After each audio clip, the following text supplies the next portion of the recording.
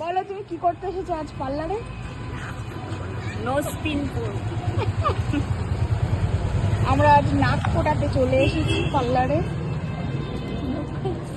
Hello, আজকে আমি একটা গুরুত্বপূর্ণ কাজ করতে চলে এসেছি। তো এই কাজটা অনেক দিন ধরে প্ল্যানিং করে করে আজকে গিয়ে শেষমেশ সফলতাও পেতে চলেছে। তো ইয়েস, আমি নোজ পিন পরতে চলেছি। বহুদিন আগে একটা নোজ পিন কিনে রেখেছিলাম, যদি কখনো নোজ পিন পরার ইচ্ছা জাগে তো সেই কারণেই। তো ফাইনালি আজকে তার জন্য আমি জায়গা তৈরি করছি আমার নাকে। তো এখানে আমার নোজ পিন পরার অভিজ্ঞতাটা বলি একটু। নোজ পিন পরতে আমার খুব একটা বেশি কষ্ট হয়নি, জাস্ট একটু যেমন লাগে আর কি সেরকমই লেগেছে। আমার ভীষণ ব্যথা লেগেছে সেটা নয়, কিন্তু এর পরবর্তী ধাপে আমার একটু সমস্যা হয়েছিল। আমার নাকের ওপর দিয়ে তো ঠিকঠাকই দেখা যাচ্ছিল যে কোনো কিছুই হয়নি আর কি, কিন্তু আমার নাকের ভেতরে একটুখানি মোটা হয়ে গেছিলো।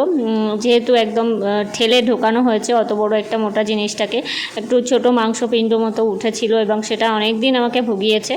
তো তারপরে আস্তে আস্তে সেটা ওষুধ দেওয়ার ফলে কমে গেছে। ওষুধ বলতে আমরা রসুন তেল দিয়েছিলাম আর সেরকম কিছুই লাগেনি। তারপর দেখলাম আস্তে আস্তে ধীরে ধীরে সেটা ঠিক হয়ে গেছে।